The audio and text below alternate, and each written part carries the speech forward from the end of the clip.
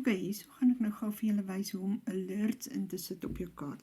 Dis wanneer jy wil hê hy moet vir jou skree op 'n sekere plek.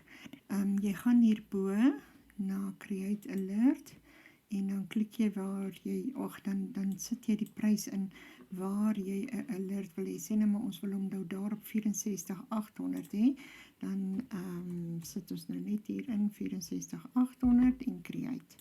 Dan maak hy nou vir jou daar 'n alert. En wanneer hy nou daar kom, gaan hy vir jou skree. Ok, maar nou om die skree in te sit, kom ons klik nou net, ok, wag, ek gaan hom nou net afhaal. Kom ons create weer enetjie. Ons soek hom op 64,800.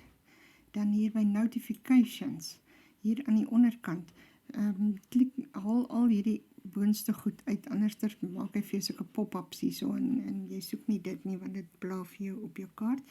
En dan sit jy net play sound, sit hom aan, en dan kan jy nou klik wat se sound jy wil hê, en hoe lank jy dit wil hê. Die 5 seconds is 'n lekker enetjie, want as jy besig is met ander goede, dan laat weet hy vir jou, hy het nou net daar deurgebreek.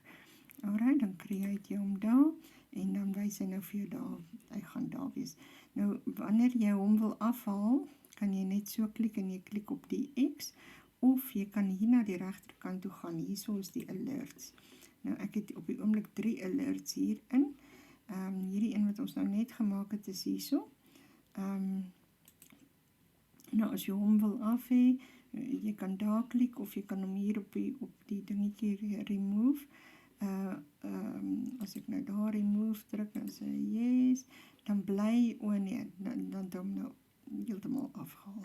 Ok, so daar kan jy jou alerts create en afhaal.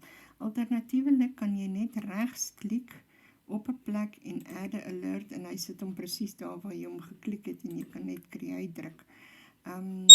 Daar sit hy hom nou sommer af, ook nou hoor jy hom. Alright, so dit is wat jy kan doen. Hy wys dan nou weer hierso, nee, hy wys nou nie, dis in die log. Dan wys hy almal wat jy gemaak het, en jy kan dit hier, clear the log, net druk, en dan kan jy dit wegvat as jy dit nie wil hê nie. Alright, en dit is die alerts.